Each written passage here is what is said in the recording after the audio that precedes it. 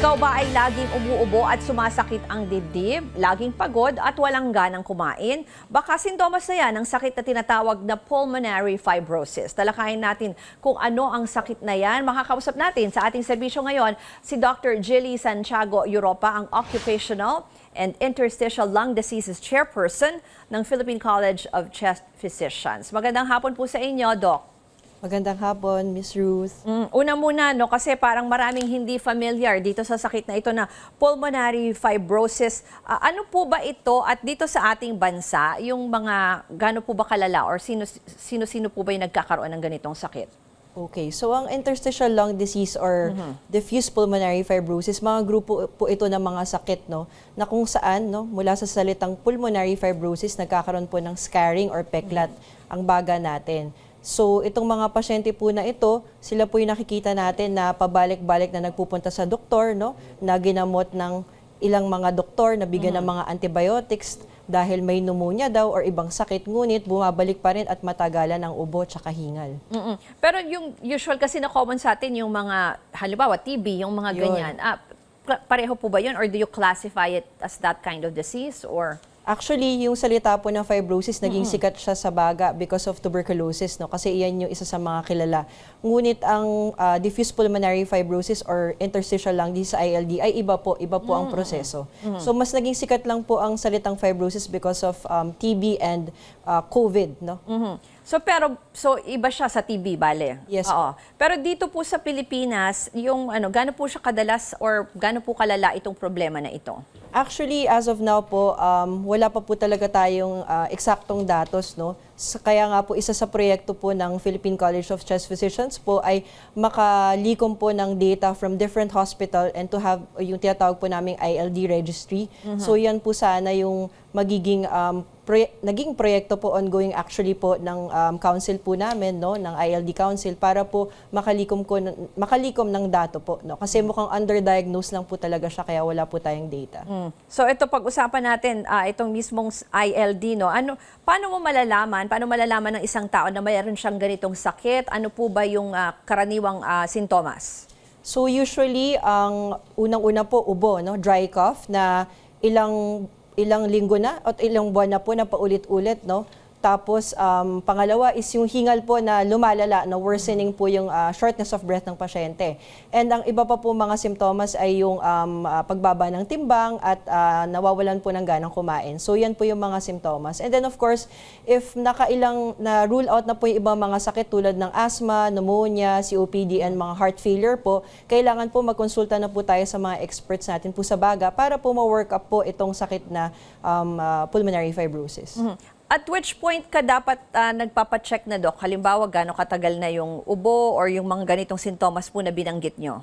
Paano nyo malalaman na malala na pala or dapat na magpacheck sa doctor? Yes, usually po kasi talaga, no, regardless of what reason, kapag more than 2 weeks of cough po, dapat pinapacheck na po talaga natin yan sa mga eksperto o doktor po, no. Ngayon, depende po sa magiging findings po, symptoms, physical examination po ng mga doktor at x-ray. And eventually, kung kinakailangan pong mapatest for pulmonary function test po at CT scan para po malaman kung meron po talagang pulmonary fibrosis. So, pag hindi po ito napacheck, pag lumala, anong pwedeng mangyari? Yun nga po, pwede po talaga po siyang lumala. Ang importante po ngayon sa advocacy namin is early recognition. So, napaka-importante po na maaga pong ma-detect ang sakit po na ito para po masolusyonan, no, at ma-slow down po yung progress po ng sakit. Pwede po ba itong parang maglumala sa iba pang klase ng sakit, Doc?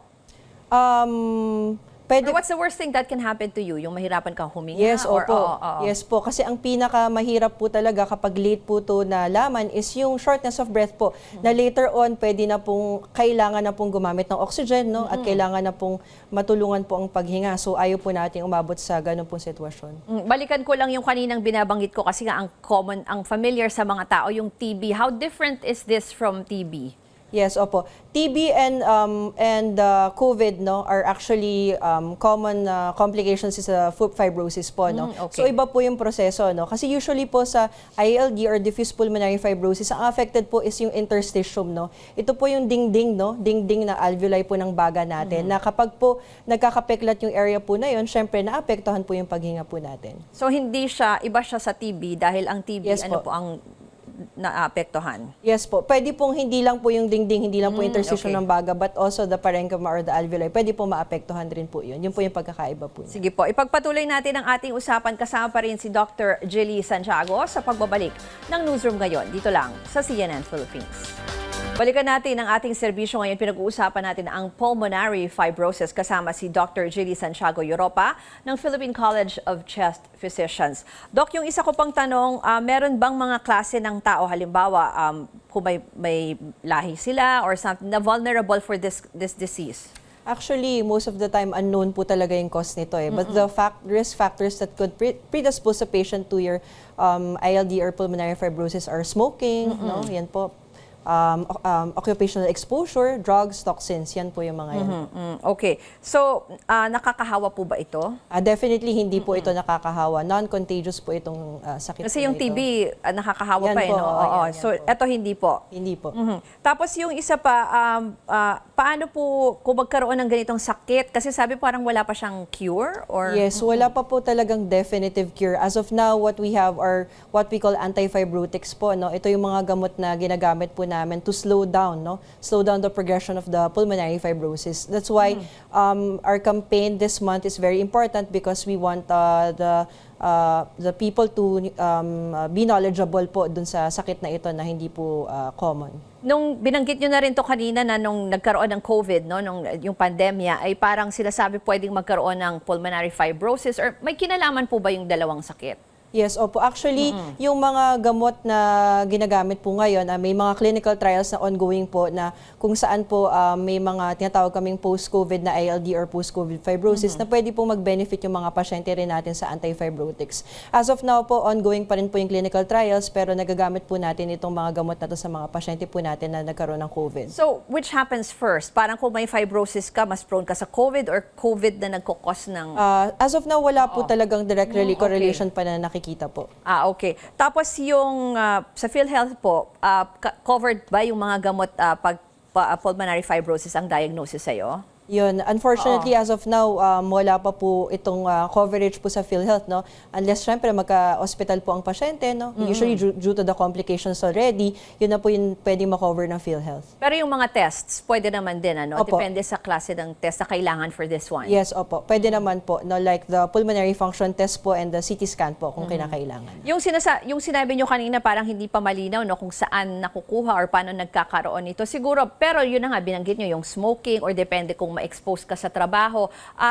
Siguro para lang maiwasan ito, ano na lang ang tips nyo or para mapangalagaan din ang ating lungs? Siyempre, no, unang-una, importante po na iwasan ng paninigarilyo because yan po yung isa sa mga risk factors po natin, no? And of course, other exposures po, iwasan po. And importante po ngayon yung early recognition po ng sakit na ito. So kung may mga simptomas po tayo na tulad ng sinabi ko kanina, no, ubong matagal na po, na pabalik-balik at hingal, importante po na makapagkonsulta po tayo sa doktor po. Wearing of masks, Doc. Would you still recommend that? Yes, depende pa rin po iyon. No? Kasi actually, itong sakit na po, non-contagious naman po siya, hindi naman po siya nakakahawa. But of course, if you have this, predisposed po kayo na magkaroon ng mga infection po. Okay, so yung binanggit natin kanina today is Pulmonary Fibrosis Awareness Month. Yes Ano po ang activities nyo? Yes, actually po, September is the Pulmonary Fibrosis Awareness Month na sineselebrate po, no, na sa buong mundo po ito, no. So marami po kami activities. Actually, you can follow us in our social media pages po, no. ILDPH 2023 sa Instagram, Facebook po, and Twitter. And also you can check the website po of the Philippine College of Chest Physicians po, philchestorg.ph po. And kung may mga katanungan po kayo or gusto nyo po magpakonsulta po directly, no, meron po kami mga clinics, no, specialist clinics for ILD patients po. Available na po ito sa Lung Center of the Philippines and St. Luke's Medical Center po. And the other hospitals po are ongoing process po para makapag-put up ng sariling clinic po para sa mga pasyenteng ito na matulungan po sila. And yung database na sinasabi nyo, no? Yes, opo. Yung ILD registry, it's ongoing po under the Council of Occupational Interstitial Lung Diseases. Kami po yung nagtatrabaho po para sa proyekto. Maraming pong salamat kay Dr. Jilly Santiago Europa ng Philippine College of Chest Physicians.